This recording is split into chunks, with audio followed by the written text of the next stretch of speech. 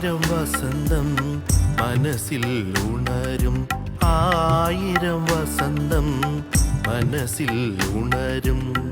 യേശുവേ നിൻ ഗാനം ആലപിക്കുമ്പോൾ, യേശുവേ നിൻ ഗാനം ആലപിക്കുമ്പോൾ, നിൻ തിരുനാമമെന്നാവിലുണരുമ്പോൾ ആയിരം താരകൾ പൂക്കും.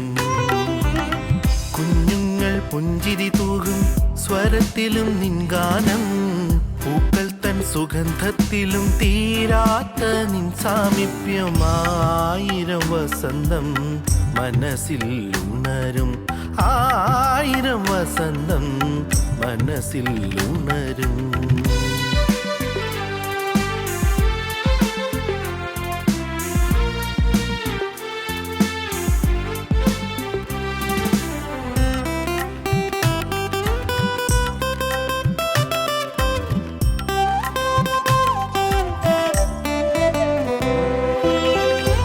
ദുഃഖമറിയും മാനുഷ നിൻമുഖം കാൺമാൻ കൊതിപ്പൂ. നിൻ ദുഃഖമറിയും മാനുഷ നിൻമുഖം കാൺമാൻ കൊതിപ്പൂ. നിന്നെ അറിയുന്നോരാരും ഈ ഉലകിൽ ആനന്ദം നേടാതടങ്ങുകില്ല. നിന്നെ അറിയുന്നോരാരും ഈ ഉലകിൽ ആനന്ദം നേടാതടങ്ങുകില്ല, ആനന്ദം നേടാതടങ്ങുകില്ല. ആയിരം വസന്തം മനസ്സിൽ ഉണരും, ആയിരം വസന്തം മനസ്സിൽ ഉണരും.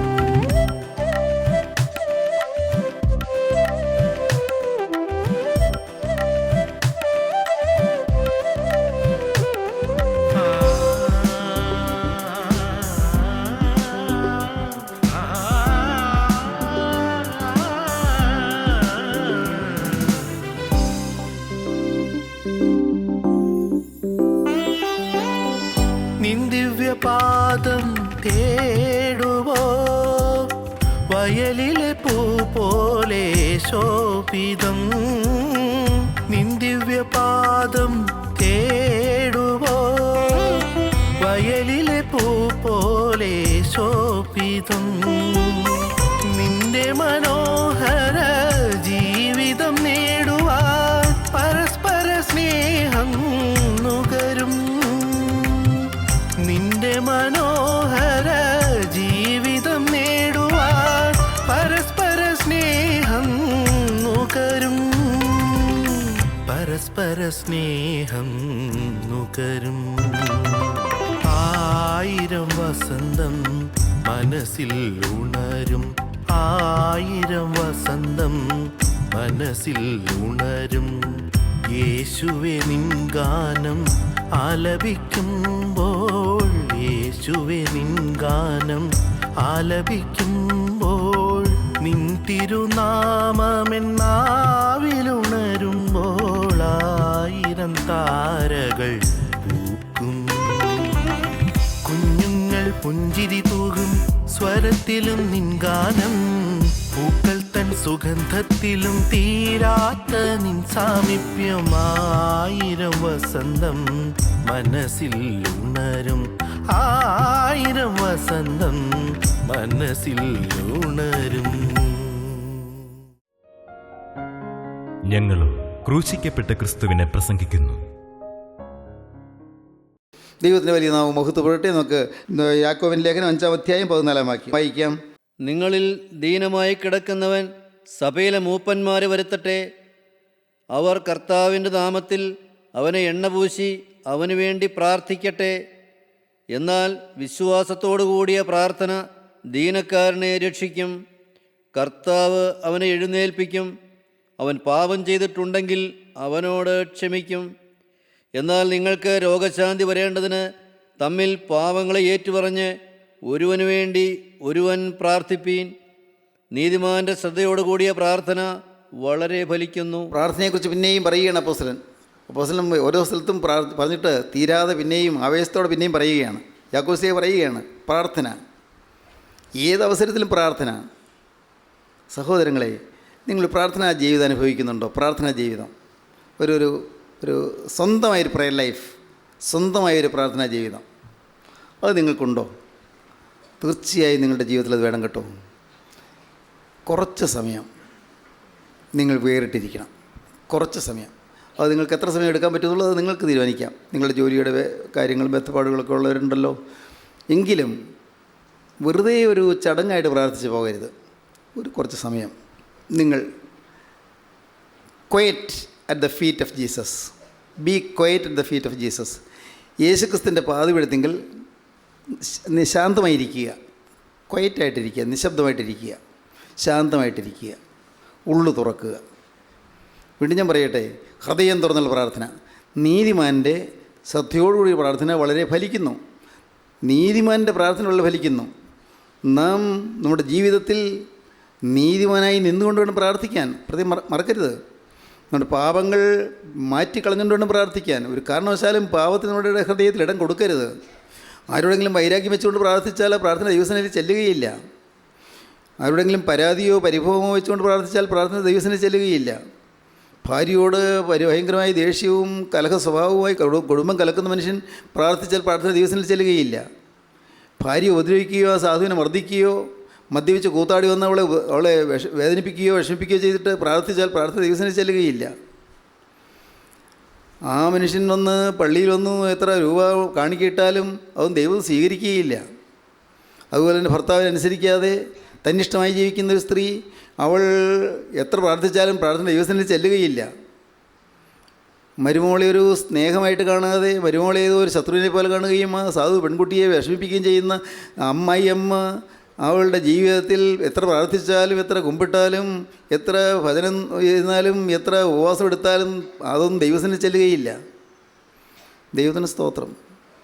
വീണ്ടും പറയട്ടെ, ചില പെൺകുട്ടികൾ കല്യാണം കഴിച്ച് വന്നതിന് ശേഷം അമ്മയ്ക്ക് തീരാവേദന ഉളവാക്കുന്നവരുണ്ട്. തീരാവേദന കഠിനമാണ്, കഷ്ടമാണ്.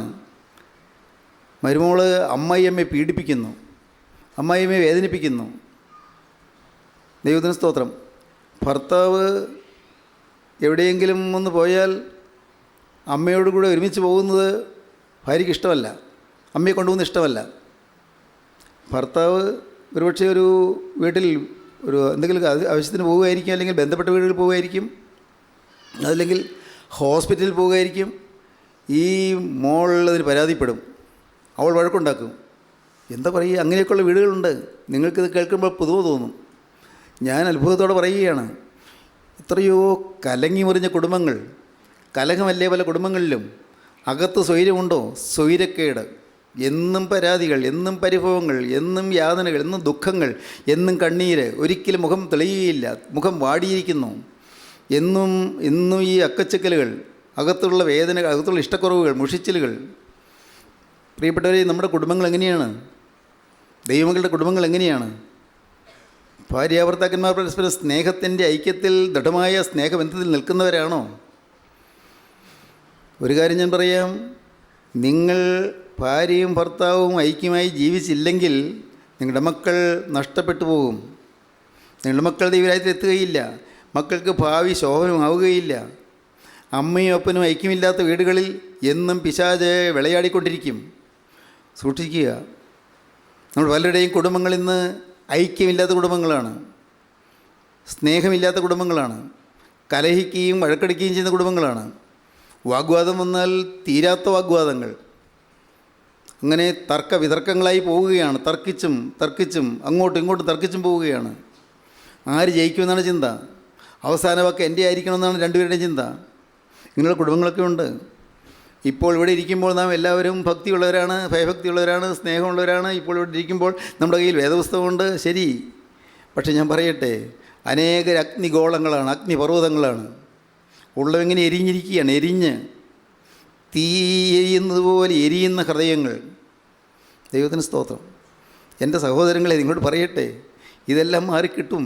വേണമെങ്കിൽ മാറിക്കിട്ടും. നീതിമാൻ്റെ ശ്രദ്ധയോടെ പ്രാർത്ഥന വളരെ ഫലിക്കും. നീതിമാനായി നിൽക്കണം, പാവമില്ലാതെ നിൽക്കണം. ദൈവം പ്രാർത്ഥന കേൾക്കും. കുടുംബത്തിൽ സ്വൈര്യം തരും, നിങ്ങളുടെ കുടുംബത്തിൽ സ്നേഹം തരും, നഷ്ടപ്പെട്ടതെല്ലാം തിരികെ തരും, നഷ്ടപ്പെട്ട സൗഭാഗ്യം തിരികെ തരും. എൻ്റെ സഹോദരങ്ങളെ, നിങ്ങൾ കേൾക്കൂ. നഷ്ടപ്പെട്ട പലതുമുണ്ട് നോക്ക്. നഷ്ടപ്പെട്ട ധനമുണ്ട്, നഷ്ടപ്പെട്ട സ്നേഹമുണ്ട്, നഷ്ടപ്പെട്ട വിശ്വാസമുണ്ട്, നഷ്ടപ്പെട്ട വിശുദ്ധിയുണ്ട്. നഷ്ടപ്പെട്ടതെല്ലാം തിരികെ തരും. എന്തെല്ലാം നഷ്ടപ്പെട്ടുവോ? നഷ്ടപ്പെട്ട ആത്മീയ കാഴ്ചപ്പാടുകളുണ്ട്. എന്തെല്ലാം നഷ്ടപ്പെട്ടുവോ? എന്തെല്ലാമാണ് നഷ്ടപ്പെട്ടത്? ഒന്ന് തിരിഞ്ഞു നോക്കൂ. നഷ്ടപ്പെട്ട കണക്കുകൾ എഴുതിയാൽ തീരുമോ? ധാരാളം ധാരാളം നഷ്ടങ്ങൾ, നഷ്ടങ്ങൾ, തീർത്താൽ തീരാത്ത നഷ്ടങ്ങൾ, ഒരിക്കലും നികത്താനാവാത്ത നഷ്ടങ്ങൾ. ദൈവത്തിന് സ്തോത്രം. നഷ്ടപ്പെട്ടത്. എന്നാൽ കർത്താവ് പറയുന്നു, നഷ്ടപ്പെട്ടതെല്ലാം ഞാൻ നിങ്ങൾക്ക് തിരികെ തരാം. നഷ്ടപ്പെട്ടതെല്ലാം തിരികെ തരും. എന്ത് വേണം? ഒറ്റയ്ക്കൊരു കാര്യം മാത്രം, ഒറ്റയ്ക്കൊരു കാര്യം. നിങ്ങൾ ഈ നിമിഷം മുതൽ ഒരു പുതിയ ആളായി ജീവിക്കുമെന്ന് നിങ്ങൾ തീരുമാനിക്കണം. മനസ്സറിഞ്ഞൊരു പാപം വരികയിൽ നിങ്ങൾ തീരുമാനിക്കണം. വന്നുപോയ പാപങ്ങൾ കർത്താവേ നീ എന്നോട് ക്ഷമിക്കാൻ ഞാൻ എന്ത് ചെയ്യുമെന്ന് പറയണം. എൻ്റെ പാപങ്ങൾ നീ എന്നോട് ക്ഷമിക്കണമേ എന്ന് പറയണം. നിങ്ങൾക്ക് തോന്നും സാറേ ഇതല്ലേ എന്നും കേൾക്കുന്നത്. മക്കളെ, ഇത് തന്നെയാണ് നിങ്ങളെന്നും കേൾക്കുന്നത്. പക്ഷേ ഇത് പറഞ്ഞിട്ട് തീരുന്നില്ല. നിങ്ങളോട് വളരെ സ്നേഹത്തോടെയാണ് പറയുന്നത്, ഞാൻ വിനയത്തോടെയാണ് പറയുന്നത്, വളരെ ആദരവോടെയാണ് പറയുന്നത്. അത് തന്നെ വീണ്ടും പറയട്ടെ, നിങ്ങളെക്കുറിച്ച് എനിക്ക് വളരെ ആദരവാണ്. ആ ആദരവോടുകൂടി തന്നെയാണ് ഞാൻ പറയുന്നത്, അല്ലാതെ നിങ്ങളെ തരതാഴ്ത്തിയല്ല പറയുന്നത്. പക്ഷേ നിങ്ങളുടെ പലരുടെയും കുടുംബങ്ങൾ നരകമാണ്. കുടുംബം നരകമാണ്. കുടുംബം സ്വർഗമാകണ്ടേ? വേണ്ടേ? ഈ ഭൂമിയിൽ സ്വർഗം തുടങ്ങാതെ ഈ ഭൂമിയിൽ നിന്ന് മരിച്ചു കടന്നതിന് ശേഷം സ്വർഗം കിട്ടുമെന്നാരും പ്രതീക്ഷിക്കരുത്. ഈ ഭൂമിയിൽ സ്വർഗം തുടങ്ങണം. സ്വർഗം എന്താണ്? സ്നേഹമാണ്. സ്നേഹം. കുടുംബം സ്നേഹം. സ്നേഹത്താൽ നിറയണം നമ്മുടെ കുടുംബങ്ങൾ. തെറ്റുകൾ ക്ഷമിക്കണം, തെറ്റുകൾ പൊറുക്കണം, കണ്ണുമടച്ച് ക്ഷമിച്ചേക്കണം. ദൈവത്തിന് സ്തോത്രം. നീ ക്ഷമിക്കുവീൻ, എന്നാൽ നിനക്കും ക്ഷമിക്കപ്പെടും. Forgive and you shall be forgiven. നീ ക്ഷമിച്ചു കൊടുക്കൂ, അപ്പോൾ യു ഷാൽ ബി ഫർഗിവൺ. നിനക്ക് ക്ഷമ കിട്ടും. ദൈവത്തിന് സ്തോത്രം. ക്ഷമിക്കാൻ തയ്യാറാകണം, മറക്കാൻ തയ്യാറാകണം, കണ്ണുമടച്ച് മറക്കണം. എന്ന് പറഞ്ഞാൽ എന്താ? വെറുതെ കണ്ണടച്ച് കാണിക്കാനല്ല. നമ്മുടെ ജീവിതത്തിൽ ഒരു വ്യവസ്ഥയുമില്ലാതെ എല്ലാം കഴിഞ്ഞതെല്ലാം മറക്കാൻ സാധിക്കണം. ആരോടും പകയില്ല, ആരോടും വിദ്വേഷമില്ല, ആരോടും മുൻവിധിയില്ല. എൻ്റെ ദൈവമേ, ആരോടും മുഷിച്ചിലില്ല. ദൈവത്തിന് സ്തോത്രം. ഹൃദയം അച്ചസ്ഫടിക സങ്കാശം എന്ന് പറഞ്ഞാൽ എന്താണ്? നല്ല നല്ല തെളിഞ്ഞ സ്ഫടികം പോലെ, തെളിഞ്ഞ സ്ഫടികം പോലുള്ള ഹൃദയം. ഹൃദയം എപ്പോഴും ശുദ്ധം, നിർമ്മലം. ദൈവത്തിന് സ്തോത്രം. ഈ അനുഭവത്തിലേക്ക് വരാൻ നിങ്ങൾക്ക് ആഗ്രഹമുണ്ടോ? അപ്പോസ്തലൻ പറയുകയാണ്, നീതിമാൻ്റെ സത്യയോടെ പ്രാർത്ഥന വളരെ ഫലിക്കുന്നു. സ്തോത്രം. നീതിമാനായി നിൽക്കണം. അതൊരു വെല്ലുവിളിയായിട്ട് നിങ്ങൾ നിൽക്കൂ. ഞാനൊരു നീതിമാനായിരിക്കും. സങ്കീർത്തനം 55:22 വായിക്കുമ്പോൾ കാണാം, നിൻ്റെ ഭാരം യഹോവയുടെ മേൽ വെച്ചുകൊള്ളുക, അവൻ നിന്നെ പുലർത്തും. നീതിമാൻ കുലുങ്ങിപ്പോകുവാൻ അവനൊരു നാൾ സമ്മതിക്കുകയില്ല. സത്യമാണിത്. നീതിമാനായി നിൽക്കാമോ? മനുഷ്യൻ എന്തും പറഞ്ഞുകൊള്ളട്ടെ, മനുഷ്യൻ ആക്ഷേപിച്ചു കൊള്ളട്ടെ, ആത്മീയ നിലവാരത്തെക്കുറിച്ച് മനുഷ്യർ വല്ലതും പല കിംവദന്തികൾ വരുത്തിക്കൊള്ളട്ടെ, സാരമില്ല, ഒരു കുഴപ്പമില്ല. ആരെങ്കിലുമൊക്കെ തെറ്റിദ്ധരിച്ചു കൊള്ളട്ടെ, ഒരു കുഴപ്പമില്ല. എന്താണ് വേണ്ടത്? നീ നീതിമാനായി നിൽക്കുക. നിൻ്റെ ഭാരം യഹോവയുടെ മേൽ വെച്ചുകൊള്ളുക, അവൻ നിന്നെ പുലർത്തും. നീതിമാൻ കുലുങ്ങി പോകുവാൻ അവനൊരു നാളും സമ്മതിക്കുകയില്ല. നീതിമാൻ കുലുങ്ങി പോകാൻ സമ്മതിക്കുകയില്ല. നീതിമാനായി നിൽക്കുക, കുറ്റമറ്റവനായി നിൽക്കുക, നീതിയുള്ളവനായി നിൽക്കുക, മുഖപക്ഷമില്ലാതെ നിൽക്കുക, പക്ഷഭേദമില്ലാതെ നിൽക്കുക, സ്നേഹം മാത്രം ഹൃദയത്തിൽ നിറഞ്ഞു നിൽക്കുക. ഹൃദയത്തിൽ നിറഞ്ഞ സ്നേഹം. ദൈവത്തിന് സ്തോത്രം. ദൈവത്തിൻ്റെ വലിയ നാമം മഹത്വപ്പെടട്ടെ. ദൈവത്തിന് സ്തോത്രം. അപ്പോസ്തലനായ പൗലോസ് ചില ഭാഗങ്ങളിൽ, ലേഖനങ്ങളിൽ, പ്രത്യേകിച്ച് കൊരിന്ത്യർക്ക് എഴുതിയ 2-ാമത്തെ ലേഖനം 2 കൊരിന്ത്യർ 10-ാം അധ്യായത്തിൽ അപ്പോസ്തലനായ പൗലോസ് വളരെ കർക്കശമായി കൊരിന്ത്യരോട് സംസാരിക്കുന്നുണ്ട്. കർക്കശമെന്ന് വെച്ചാൽ വളരെ ക്രൂരമായിട്ട് നമുക്ക് തോന്നാം, അതുപോലെ കഠിനമായിട്ടാണ് സംസാരിക്കുന്നത്. പക്ഷേ അപ്പോസ്തലൻ സംസാരിക്കുന്നത് വായിച്ച് വരുമ്പോൾ കാണാം, അപ്പോസ്തലൻ ഹൃദയം മിടിക്കുന്നു. എന്ത്? ഹൃദയം വിങ്ങുന്നു സ്നേഹം കൊണ്ട്. കർക്കശമായി പറയുമ്പോഴും സ്നേഹമാണ് അകത്ത്, കഠിനമായി സംസാരിക്കുമ്പോഴും സ്നേഹമാണ് അകത്ത്. വളരെ വളരെ ക്രൂരമാണെന്ന് തോന്നും, പക്ഷേ സ്നേഹമാണ് അകത്ത്. സ്നേഹം മനുഷ്യൻ തിരിയേണ്ടതിനുള്ളതായ സ്നേഹം. അപ്പോസ്തലനായ പൗലോസിൻ്റെ ഹൃദയത്തിൽ സ്നേഹം നിറഞ്ഞാണ് ശാസനകൾ, സ്നേഹം നിറഞ്ഞാണ് ശിക്ഷണങ്ങൾ, സ്നേഹം നിറഞ്ഞാണ് തർജ്ജനങ്ങൾ. ദൈവത്തിന് സ്തോത്രം. നീതിമാൻ്റെ ശ്രദ്ധയോടുകൂടി പ്രാർത്ഥന വളരെ ഫലിക്കുന്നു. നീതിമാനായിരിക്കുക. ദൈവത്തിന് സ്തോത്രം. ഭാരങ്ങൾ കർത്താവ് ഏറ്റെടുക്കുമെങ്കിൽ ഞാൻ നീതിമാനായിരിക്കണം. എൻ്റെ ജീവിതത്തിലെ എല്ലാ നീതിയോടും ഞാൻ മാറ്റണം. എങ്ങനെ മാറ്റും? എനിക്കെടുത്ത് മാറ്റാൻ പറ്റുമോ? എൻ്റെ ജീവിതത്തിലെ ഏതെങ്കിലും അഴുക്കുകൾ എടുത്തെടുത്ത് മാറ്റാൻ പറ്റുമോ? പെറുക്കിയെടുത്ത് മാറ്റാൻ പറ്റുമോ? ഇല്ല. എനിക്കൊരു കാര്യം ചെയ്യാൻ പറ്റും. എന്ത് ചെയ്യാം? പാപങ്ങൾ ഏറ്റു പറഞ്ഞ് പ്രാർത്ഥിപ്പീൻ. ഒന്നുകൂടി വായിക്കാം. പാപങ്ങൾ ഏറ്റു പറഞ്ഞ് പ്രാർത്ഥിപ്പീൻ. എന്നാൽ വിശ്വാസത്തോടു കൂടിയ പ്രാർത്ഥന ദീനക്കാരനെ രക്ഷിക്കും. കർത്താവിനെ എഴുന്നേൽപ്പിക്കും. അവൻ പാപം ചെയ്തിട്ടുണ്ടെങ്കിൽ അവനോട് ക്ഷമിക്കും. എന്നാൽ നിങ്ങൾക്ക് രോഗശാന്തി വരേണ്ടതിന് തമ്മിൽ പാപങ്ങളെ ഏറ്റുപറഞ്ഞ് ഒരുവന് വേണ്ടി ഒരുവൻ പ്രാർത്ഥിപ്പീൻ. പാപങ്ങൾ ഏറ്റു പറയണം, മടിക്കരുത്. വേദപുസ്തകം പറയുന്നു, ലംഘനങ്ങളെ മറയ്ക്കുന്നതിന് ശുഭം വരികയില്ല, അവ ഏറ്റുപറഞ്ഞ് ഉപേക്ഷിക്കുന്നതിനോ കരുണ ലഭിക്കും. സദൃശവാക്യങ്ങളുടെ പുസ്തകം 28-ാം അധ്യായം 12-ാം വാക്യം. ലംഘനങ്ങളെ മറയ്ക്കുന്നതിന് ശുഭം വരികയില്ല, അവ ഏറ്റുപറഞ്ഞ് ഉപേക്ഷിക്കുന്നതിനോ കരുണ ലഭിക്കും. 1 യോഹന്നാൻ 1-ാം അധ്യായം 7-ാം വാക്യം മുതൽ, നാം നമ്മുടെ പാപങ്ങൾ ഏറ്റു പറയുന്നുവെങ്കിൽ അവൻ നമ്മോട് പാപങ്ങളെ ക്ഷമിച്ച് സകല അനീതിയെ പോക്കി നമ്മെ ശുദ്ധീകരിപ്പാൻ തക്കവണ്ണം വിശ്വസ്തനും നീതിമാനുമാകുന്നു. സഹോദരങ്ങളെ, ഞാൻ ചോദിക്കട്ടെ, ഒരു സത്യകുംഭസാരം നിങ്ങൾ നടത്തിയിട്ടുണ്ടോ? സത്യകുംഭസാരം, ഉള്ളു തുറന്നുള്ളൊരു കുംഭസാരം. ദൈവത്തിന് സ്തോത്രം. തകർന്ന ഹൃദയത്തോടൊരു കുംഭസാരം, തെറ്റുപറ്റിയല്ലോ കർത്താവേ എന്നുള്ള വിളിയോടൊരു കുംഭസാരം. ആദ്യം ദൈവസന്നിധിയിലിരുന്ന് അനുദപിക്കുന്നു. ദൈവസന്നിധിയിലിരുന്ന് അനുദപിച്ച് പ്രാർത്ഥിക്കുന്നു. കർത്താവേ ക്ഷമിക്കണമെന്ന് പ്രാർത്ഥിക്കുന്നു. ഓരോ പാപവും കണ്ടുപിടിക്കുന്ന പാപങ്ങൾ ഓരോന്നോരോന്ന് കർത്താവിനോട് നേരിട്ട് ഏറ്റുപറയുന്നു. കർത്താവേ ഇന്നത് വന്നുപോയി എനിക്ക് ക്ഷമിച്ചു തരണമേ എന്ന് പ്രാർത്ഥിക്കുന്നു. ആ പാപങ്ങളെല്ലാം കർത്താവായ യേശുക്രിസ്തുവിൻ്റെ തിരക്തത്താൽ കഴുകി തരണമേ എന്ന് യാചിക്കുന്നു. എന്നാൽ അതുകൊണ്ട് കാര്യം തീരുന്നില്ല. നാം അഭിഷിക്തൻ്റെ അടുക്കൽ, ദൈവത്തിൻ്റെ ആത്മാവുള്ള ദൈവപുരുഷൻ്റെ അടുക്കൽ നാം ചെന്ന് നമ്മുടെ പാപങ്ങൾ ഏറ്റുപറയുന്നു. ദൈവത്തിന് സ്തോത്രം. ഞാൻ പറയുന്ന ഓരോ വാക്കും ഗൗരവമുള്ള വാക്കുകളാണ്. നാം ഒരു അഭിഷിക്തൻ്റെ അടുക്കൽ, ദൈവത്തിൻ്റെ ആത്മാവുള്ള ഒരു അഭിഷിക്തൻ്റെ അടുക്കൽ ചെന്ന് നമ്മുടെ പാപങ്ങൾ ഏറ്റുപറയുന്നു. ദൈവത്തിന് സ്തോത്രം. പ്രിയപ്പെട്ടവരെ, പാപങ്ങൾ ഏറ്റുപറയുമ്പോൾ കർത്താവ് നമ്മുടെ പാപങ്ങൾ ക്ഷമിച്ചു തരും. അഭിഷിക്തനല്ല ക്ഷമിക്കുന്നത്, ദൈവത്തിൻ്റെ ആത്മാവുള്ള ദൈവപുരുഷനല്ല ക്ഷമിക്കുന്നത്, അത് ദൈവത്തിൻ്റെ പരിശുദ്ധാത്മാവാണ് ക്ഷമിക്കുന്നത്. നാം നമ്മുടെ പാപങ്ങൾ ഏറ്റുപറയുന്നുവെങ്കിൽ അവൻ നമ്മുടെ പാപങ്ങളെ ക്ഷമിച്ച് സകല അനീതിയും പോക്കി നമ്മെ ശുദ്ധീകരിപ്പാൻ തക്കവണ്ണം വിശ്വസ്തനും നീതിമാനുമാകുന്നു. യോശുവയുടെ പുസ്തകം 7-ാം അധ്യായം 19-ാം വാക്യം വായിക്കാം. യോശുവ ആഖാനോട്, മകനെ, ഇസ്രായേലിൻ്റെ ദൈവമായ യഹോവയ്ക്ക് മഹത്വം കൊടുത്ത് അവനോട് ഏറ്റുപറക. നീ എന്ത് ചെയ്തുവെന്ന് പറക, എന്നോട് മറച്ചു വയ്ക്കരുത് എന്ന് പറഞ്ഞു. ദൈവത്തിന് സ്തോത്രം. മോഷ്ടിച്ച സ്വഭാവമുള്ള ആഖാനെ മുൻപിൽ വിളിച്ചു നിർത്തിക്കൊണ്ട് യോശുവ പറയുകയാണ്, ആഖാൻ്റെ മേലുള്ള പാവം അത് ആഖാൻ മാത്രമേ അറിഞ്ഞിട്ടുള്ളൂ. പക്ഷേ സ്വർഗത്തിലെ ദൈവം അറിഞ്ഞിട്ടുണ്ട്. അത് ദൈവം തൻ്റെ പ്രവാചകനായ, തൻ്റെ മഹത്വമേറിയ ശുശ്രൂഷകനായ യോശുവയ്ക്ക് കാണിച്ചു കൊടുത്തു.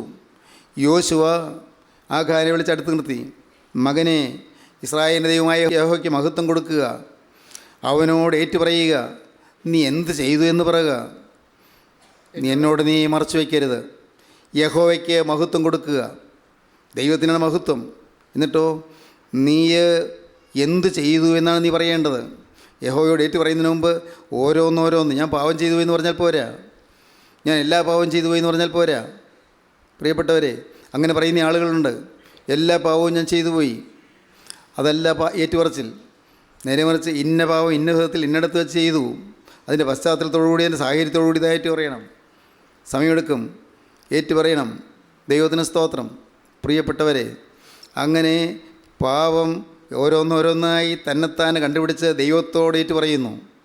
അതിനുശേഷം ദൈവപുരുഷൻ്റെ അടുക്കൽ വന്ന് പാപങ്ങൾ തുറന്നു പറയുന്നു. നീ എന്ത് ചെയ്യുന്നു? യഹോവയോട് ഏറ്റുപറയുക, എന്നോട് നീ മറച്ചു വയ്ക്കരുത്. ദൈവപുരുഷനോട് നീ മറച്ചു വയ്ക്കരുത്. ദൈവത്തിൻ്റെ ആത്മാവുള്ള ദൈവപുരുഷനോട് നീ മറച്ചു വയ്ക്കരുത്. മറച്ചു വെച്ചാൽ നിനക്കൊരു പാപം കൂടി കൂടുകയായിരിക്കും.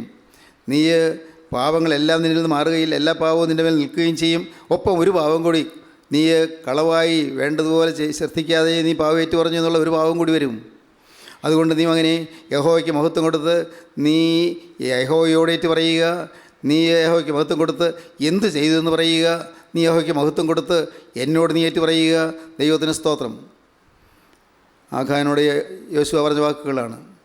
പാവം ഏറ്റുപറയണം, ഏറ്റുപറഞ്ഞ് ഉപേക്ഷിക്കണം. ദൈവത്തിന് സ്തോത്രം. ഇതുവരെയും അങ്ങനെ അനുഭവം കിട്ടാത്തവരാരെങ്കിലും ഉണ്ടോ?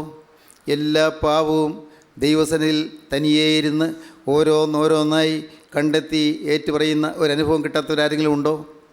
എല്ലാ പാവവും ഓർമ്മിച്ച കാലം എന്നുള്ള ജീവിതത്തിലേക്ക് തിരിഞ്ഞു നോക്കി ഓരോന്ന് പ്രവൃത്തികളിൽ വന്നു പോയത്, വാക്കുകളിൽ വന്നു പോയത്, ചിന്തകളിൽ വന്നു പോയത് എല്ലാം ഏറ്റു പറഞ്ഞുവോ?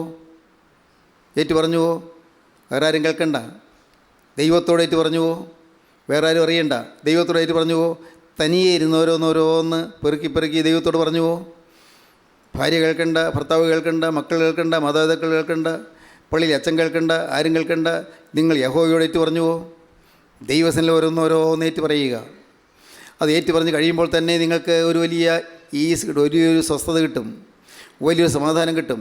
ദൈവത്തോട് ഏറ്റു പറഞ്ഞ് എല്ലാം പറഞ്ഞ് കഴിയുമ്പോൾ നിങ്ങളുടെ ഹൃദയത്തിൽ തന്നെ ഒരു ഉറപ്പ് കിട്ടും. കർത്താവിൻ്റെ പ്രാർത്ഥന കേട്ടിരിക്കുന്നു, ഞാൻ ഏറ്റു പറഞ്ഞ് മുഴുവൻ കർത്താവ് കേട്ടിരിക്കുന്നു, കർത്താവ് എനിക്ക് പാവം ക്ഷമിച്ചു തരും. അതിനുശേഷം ദൈവത്തിൻ്റെ പരിശുദ്ധാത്മാവിൻ്റെ കൃപാവരമുള്ള ദൈവപുരുഷൻ്റെ അടുക്കൽ വന്ന് ആ കാര്യങ്ങൾ തുറന്നു പറയുന്നു. ദൈവത്തിന് സ്തോത്രം. എന്തിനാണത്? ആ ദൈവപുരുഷൻ്റെ മധ്യസ്ഥയിൽ കൂടി പാവങ്ങൾ മോചിച്ച് കിട്ടുന്നതിന് വേണ്ടിയുള്ളതായ കൃപാവരം നമ്മുടെ മേൽ പകരുന്നതിന് വേണ്ടി. ദൈവത്തിന് സ്തോത്രം. ഇങ്ങനെ അനുഭവത്തിന് വേണ്ടി നിങ്ങൾ ദാഹിച്ചിട്ടുണ്ടോ? നിങ്ങളുടെ ജീവിതത്തിൽ അത് ലഭിച്ചിട്ടുണ്ടോ?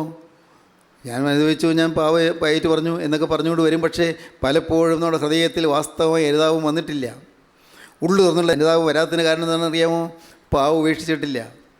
ദൈവത്തിന് സ്തോത്രം. ഒരു കാര്യം ഞാൻ വ്യക്തമായി പറഞ്ഞു തരാം. എല്ലാ പാവവും ക്ഷമിച്ച് കിട്ടിയെന്നുള്ള ഒരു ഉറപ്പ് കിട്ടുന്നതിനേക്കാൾ വലിയ ഭാഗ്യം മറ്റൊന്നില്ല. സ്തോത്രം. എല്ലാ പാവവും ക്ഷമിച്ച് കിട്ടിയെന്നുള്ള ഒരു ഉറപ്പ്, അത് കിട്ടുന്നതിനേക്കാൾ വലിയ ഭാഗ്യവതയും മറ്റൊന്നില്ല. ഏറ്റവും വലിയ ഭാഗ്യമാണത്. ലംഘനം ക്ഷമിച്ചും പാവം മറച്ചും കിട്ടിയവൻ ഭാഗ്യവാൻ. യഹോവ അകൃത്യം കണക്കിടാതെയും ആത്മാവിൽ കപടമില്ലാതെയിരിക്കുന്ന മനുഷ്യൻ ഭാഗ്യവാൻ. സ്തോത്രം. ദാവീദ് പറയുന്നുണ്ട്, ഞാൻ എൻ്റെ അസ്ഥികൾ ക്ഷയിച്ചു പോയി എന്നാണ് പറയുന്നത്. ഈ പാവം വന്നു കഴിഞ്ഞപ്പോഴേക്കും പാവം ക്ഷമിച്ച് കിട്ടുന്നതിന് മുൻപ് ആ സകലം വലിയ വേവലാതിയായിരുന്നു, ശരീരത്തിൽ വേദനയായിരുന്നു, ശരീരത്തിൽ രോഗമായിരുന്നു, ഞരക്കമായിരുന്നു. ദാവീദ് പറയുകയാണ്, നിന്റെ അസ്ത്രങ്ങൾ എന്നിൽ തറച്ചിരിക്കുന്നു. ദൈവമേ, നിൻ്റെ അസ്ത്രങ്ങൾ എന്നിൽ തറച്ചിരിക്കുന്നു. നിന്റെ കൈ എൻ്റെ മേൽ ഭാരമായിരിക്കുന്നു. എൻ്റെ കർത്താവേ, നിൻ്റെ കൈ എൻ്റെ മേൽ ഭാരമായിരിക്കുന്നു. എൻ്റെ വചനം എനിക്ക് ഭാരമായിരിക്കുന്നു. എനിക്ക് ഉള്ളിൽ സ്വസ്ഥതയില്ല, വലിയൊരു ചുമടൻ തലമേലിരിക്കുന്നു. നിൻ്റെ കൈ എൻ്റെ മേൽ ഭാരമായിരുന്നു. നിന്റെ നീരസം ഹേതുവായി എൻ്റെ ദേഹത്തിൽ സൗഖ്യമില്ല. കർത്താവേ, നിൻ്റെ നീരസം ഹേതുവായി എൻ്റെ ദേഹത്തിൽ സൗഖ്യമില്ല. എൻ്റെ പാപം ഹേതുവായി എൻ്റെ അസ്ഥികളിൽ സ്വസ്ഥതയുമില്ല. എൻ്റെ പാപം ഹേതുവായി എൻ്റെ അസ്ഥികൾ സ്വസ്ഥതയുമില്ല. 32 സങ്കീർത്തനം 2 വാക്യം മുതൽ വായിക്കാം. 32 സങ്കീർത്തനം 2 വാക്യം മുതൽ. യഹോവ അകൃത്യം കണക്കിടാതെയും ആത്മാവിൽ കപടമില്ലാതെയും ഇരിക്കുന്ന മനുഷ്യൻ ഭാഗ്യവാൻ. ഞാൻ മിണ്ടാതിരുന്നപ്പോൾ നിത്യമായ ഞരക്കത്താൽ എൻ്റെ അസ്ഥികൾ ക്ഷയിച്ചുപോയി. എൻ്റെ കർത്താവെ, ഞാൻ പാവം ഏറ്റു അറിയാതെ മൗനമായിരുന്നൊരു കാലമുണ്ട്. ഞാൻ മിണ്ടാതിരുന്നൊരു കാലമുണ്ട്. ഞാൻ മിണ്ടാതിരുന്നപ്പോൾ എൻ്റെ കർത്താവെ, എൻ്റെ അസ്ഥികൾ ക്ഷയിച്ചു പോകുന്ന പോലെയായിരുന്നു. ഞാൻ മിണ്ടിയില്ല, പാവം ഏറ്റു പറഞ്ഞില്ല. എല്ലാം ഞാൻ മൂടി വെച്ചുകൊണ്ടിരുന്നു, ഞാൻ മറച്ചു വെച്ചുകൊണ്ടിരുന്നു. ഞാൻ മിണ്ടാതിരുന്നപ്പോൾ നിത്യമായ ഞരക്കത്താൽ എൻ്റെ അസ്ഥികൾ ക്ഷയിച്ചുപോയി. എൻ്റെ കർത്താവേ, എനിക്ക് പാവം ഏറ്റു പറയാതെ ഞാൻ മടിച്ചിരുന്ന സമയമുണ്ട്. പാവം തുറന്നു പറയാതെ ഞാൻ മടിച്ച സമയങ്ങളുണ്ട്. എല്ലാം എൻ്റെ പാവങ്ങൾ സമ്മതിക്കാതെ പാവങ്ങളിലേക്ക് വന്നു എന്ന് ഏറ്റു പറയാതെ ഞാൻ മടിച്ചിരുന്ന സമയങ്ങളുണ്ട്. അപ്പോൾ എൻ്റെ അസ്ഥികൾ ക്ഷയിച്ചുപോയി. എനിക്ക് വല്ലാത്ത ഞരക്കമായി. രാവും പകലും നിന്റെ കൈ എൻ്റെ മേൽ ഭാരമായിരുന്നു. രാവ് എന്നില്ല, പകലെന്നില്ല, എപ്പോഴും നിൻ്റെ കൈ എൻ്റെ മേൽ ഭാരമായിരുന്നു. എപ്പോഴൊരു ഏതോ ഒരു പ്രയാസം എന്നെ നേരിട്ടുകൊണ്ടിരുന്നു. ഏതോ ഒരു വെപ്രാളം എനിക്ക് വന്നുകൊണ്ടിരുന്നു. ഏതോ ഒരു അസ്വസ്ഥതയെ പിന്തുടർന്നുകൊണ്ടിരുന്നു. ഏതാണ്ടൊരു സ്വസ്ഥതയില്ലായ്മ, ഏതാണ്ടൊരു അലങ്കോലം, ആകെയുള്ള ഒരു അസ്വസ്ഥത. എൻ്റെ ഹൃദയം മുഴുവൻ വലിയ അലങ്കോലമായിരുന്നു. ഹൃദയം മുഴുവൻ അസ്വസ്ഥതയായിരുന്നു. രാവും പകലും നിൻ്റെ കൈ എൻ്റെ മേൽ ഭാരമായിരുന്നു. എൻ്റെ മജ്ജ വേനൽക്കാലത്തിലെ ഉഷ്ണത്താൽ എന്ന പോലെ വറ്റിപ്പോയി. അസ്ഥികളുടെ ഉള്ളിലുള്ള മജ്ജ വറ്റിപ്പോയ അനുഭവം, അസ്ഥി പിളരുന്ന പോലത്തെ അനുഭവം. അസ്ഥിക്കുള്ളിലെ മജ്ജ വറ്റിപ്പോയി. എൻ്റെ ശരീരത്തിൽ കാര്യമായ രോഗം വന്നു. ശരീരത്തിൽ കലശലായ രോഗം വന്നു. എൻ്റെ കർത്താവേ, ഞാൻ വിലംഘനം മറച്ചു വയ്ക്കാതെ ഒളിച്ചു വെച്ച കാലത്തോളം, മൂടി വെച്ച കാലത്തോളം, തുറന്നു പറയാതിരുന്ന കാലത്തോളം എൻ്റെ ശരീരത്തിൽ അസഹ്യമായ വേദനയും രോഗമുണ്ടായി. മജ്ജ അസ്ഥികൾക്കുള്ളിൽ വറ്റിപ്പോയി. ഞാൻ എൻ്റെ പാപം നിന്നോട് അറിയിച്ചു. ഞാൻ വലഞ്ഞു കഴിഞ്ഞപ്പോൾ വേറെ രക്ഷയില്ല എന്ന് കണ്ടപ്പോൾ ഇതാ ഞാനിപ്പോൾ നിന്റെ തിരുമുമ്പാകെ വന്ന് എൻ്റെ പാവം നിന്നോട് അറിയിച്ചു. എൻ്റെ പാവം ഞാൻ ഏറ്റു പറഞ്ഞു. എൻ്റെ അകൃത്യം മറച്ചതുമില്ല. എൻ്റെ ലംഘനങ്ങളെ യഹോവയോട് ഏറ്റു പറയുമെന്ന് ഞാൻ പറഞ്ഞു. ഞാൻ അവിടെ വെച്ചൊരു തീരുമാനമെടുത്തു. എൻ്റെ കർത്താവേ, എൻ്റെ ലംഘനങ്ങളെല്ലാം ഞാൻ തുറന്നു പറയുമെന്ന് തീരുമാനിച്ചു. അപ്പോൾ നീ എൻ്റെ പാപത്തിൻ്റെ കുറ്റം ക്ഷമിച്ചു തന്നു. അപ്പോൾ നീ എൻ്റെ പാപത്തിൻ്റെ കുറ്റം ക്ഷമിച്ചു തന്നു. ഹല്ലേലൂയ, ദൈവത്തിന് സ്തോത്രം. പാപത്തിന് കുറ്റം ക്ഷമിച്ചു തന്നു. ദൈവത്തിന് സ്തോത്രം. പ്രിയപ്പെട്ടവരെ, പാപത്തിന് കുറ്റം ക്ഷമിച്ചു തരിക എന്ന് പറയുന്നത് നിസ്സാര കാര്യമല്ല. ഗത്സമനിലെ യാതന, ഗബ്ബതായിലെ വിസ്താരം, ഗോകുൽത്തായിലെ ക്രൂശാരോഹണം, ഇതുമൂലമാണ് വലിയ യാതനകളേറ്റാണ് നമ്മുടെ പാപം ക്ഷമിച്ചു തന്നത്. സ്തോത്രം. ശരീരത്തിൽ നിന്ന് വിയർപ്പുള്ളിയായി വന്ന രക്തത്തുള്ളികളായിരുന്നു യേശുവിൻ്റെ. ഗത്സമനയിൽ യേശുവിൻ്റെ ശരീരത്തിൽ നിന്ന് രക്തത്തുള്ളികൾ ഇങ്ങനെ പൊഴിഞ്ഞുകൊണ്ടിരുന്നു. അസഹ്യമായി പീഡാകത്ത് അനുഭവിക്കുകയാണ്. എൻ്റെ പാപം, എൻ്റെ പ്രിയപ്പെട്ടവരെ, നിങ്ങളുടെ പാപം എല്ലാം യേശു വഹിച്ചു. ആ പാപത്തിൻ്റെ തീവ്രമായ വേദന യേശു സ്വയം സ്വന്തം ശരീരത്തിൽ ഏറ്റു. അതുകൊണ്ട് കർത്താവിൻ്റെ ശരീരം കർത്താവ് യാതനയ്ക്ക് വിട്ടുകൊടുത്തു. ഗത്സമനിലെ പ്രാർത്ഥന, ഗത്സമനിലെ യാതന, അത് ഭയാനകമായൊരു സഫറിങ് ആയിരുന്നു, ഭയാനകമായ യാതനയായിരുന്നു. ഗത്സമനിലെ യാതന, ഗബ്ബതായിലെ വിസ്താരം, പീലാത്തോസിന് മുമ്പിലുള്ള 3 തവണയുള്ള വിസ്താരം, ഹെരോദാവിന് മുമ്പിലുള്ള വിസ്താരം, ഹന്നാവിൻ്റെ മുമ്പിലുള്ള വിസ്താരം, 3 സ്ഥലങ്ങളിൽ വിസ്താരം, പീലാത്തോസിന് മുമ്പിൽ 3 തവണ വിസ്താരം. വിസ്താര സമയത്തെല്ലാം അടികൊള്ളുന്നു, തുപ്പലേൽക്കുന്നു, ചാട്ടവാറുകൊണ്ട് ആഞ്ഞ് പറയിലേക്ക് അടിക്കുന്നു, പുറം ഒഴിവാലുപോലെ കീറുന്നു. ദൈവത്തിന് സ്തോത്രം. പരിഹസിക്കുന്നു, സകലരും പരിഹസിക്കുന്നു. ആരും അനുകൂലമായൊരു വാക്ക് പറയാൻ ആരുമില്ല. ദൈവത്തിന് സ്തോത്രം. അപ്പോഴാണ് ആ വിസ്താരംഗത്ത് നിൽക്കുമ്പോഴാണ് അവിടെ അപ്പുറത്ത് നിന്നുകൊണ്ട് പത്രോസ് പറയുന്നത്, ഇവനെ ഞാൻ അറിയുന്നില്ല എന്ന്. കൂടെ നടന്നവൻ പോലും തള്ളി പറയുന്നു. ദൈവത്തിന് സ്തോത്രം. സഹോദരങ്ങളെ, എൻ്റെ പാപം ക്ഷമിക്കാൻ, എൻ്റെ ഏറ്റവും പ്രിയപ്പെട്ടവരെ, നിങ്ങളുടെ പാപം ക്ഷമിക്കാൻ, അതിനാണ് യേശു ഇതെല്ലാം സഹിച്ചത്. ആ യേശുവിനോട് തുറന്നു പറയുമോ നിങ്ങൾ? ഇനിമേൽ ഞാൻ പാപം ചെയ്യുകയില്ലെന്ന് പറയുമോ? നിങ്ങളുടെ ഹൃദയം വാഞ്ചിക്കുന്നുണ്ടോ? എൻ്റെ സഹോദരങ്ങളെ, നിങ്ങൾ ഓരോരുത്തരും ഇപ്പോൾ ഇരിക്കുന്ന ഇരിപ്പിൽ ദൈവത്തോട് പറയണം, എനിക്ക് വേണ്ടി ഈ യാതനയേറ്റുപടഞ്ഞ എൻ്റെ കർത്താവായ യേശുവേ, എനിക്ക് വേണ്ടി ഈ പീഡയേറ്റ് വലഞ്ഞ എൻ്റെ യേശുനാഥ, ഇപ്പോൾ ഞാനിതാ എന്നെ നിൻ്റെ കരങ്ങളിലേക്ക് തരികയാണ്. എൻ്റെ കർത്താവേ, എൻ്റെ ഉള്ളത്തിലേക്ക് നീ ഇപ്പോൾ ഒന്ന് എഴുന്നള്ളി വരണം. എൻ്റെ സകല പാപങ്ങളും ഞാൻ ഏറ്റു പറയും. എല്ലാ പാവവും ഒന്നൊഴിയാതെ ഞാൻ തനിയെ ഇരുന്ന് കണ്ടുപിടിച്ച് ഞാൻ ഏറ്റു പറയും. കർത്താവേ, എൻ്റെ പാവത്തെ ഓർത്ത് ഞാൻ അനുദപിക്കും. ഇനിമേൽ ഞാൻ പുതിയ ജീവിതം നയിക്കും. കർത്താവേ, നീ ഇപ്പോൾ മനസ്സലിഞ്ഞ് എന്നോട് കരുണ ചെയ്ത് എൻ്റെ ഈ ഹൃദയത്തിലേക്ക് ഒന്ന് കടന്നു വരണം. എൻ്റെ ഹൃദയത്തിലേക്ക് നീ എഴുന്നള്ളി വരണം. കർത്താവേ, എന്നോട് നീ കരുണ തോന്നണമേ, എന്നോട് നീ മനസ്സലിയണമേ, എന്നെ നിൻ്റെ കരം വെച്ച് അനുഗ്രഹിക്കണമേ. സ്നേഹം നിറഞ്ഞ ഞങ്ങളുടെ വാഴ്ത്തപ്പെട്ട കർത്താവേ, ഞങ്ങളുടെ ജീവനുള്ള ദൈവമേ, ഈ നല്ല സമയത്തിനായി ഞങ്ങൾ നിന്നെ സ്തുതിക്കുന്ന കർത്താവേ, അവിടെ നിങ്ങളുടെ കൂടെ തന്നെ ഉള്ളതിനായി നന്ദിയോടെ സ്തോത്രം. അവിടുന്ന് കൂടെ നിന്ന് മാറാതെ നിൽക്കുന്നതിനായി നന്ദിയോടെ സ്തോത്രം. അവിടെ തൃപ്പാദം ചുംബിപ്പാൻ ഞങ്ങൾക്ക് കൃപ തന്നതിനായി നന്ദിയോടെ സ്തോത്രം. അപ്പോൾ എല്ലാവരെയും അനുഗ്രഹിക്കണമേ, കൃപകളാൽ നിറയ്ക്കണമേ, എല്ലാ നന്മകളാലും എതിരേൽക്കണമേ, തിരുനാമം മഹത്വപ്പെടുത്തണമേ. യേശു ക്രിസ്തുവിൻ്റെ സ്നേഹം നിറഞ്ഞ നാമത്തിൽ തന്നെ ആമീൻ. ഹല്ലേലൂയ. സ്തോത്രം.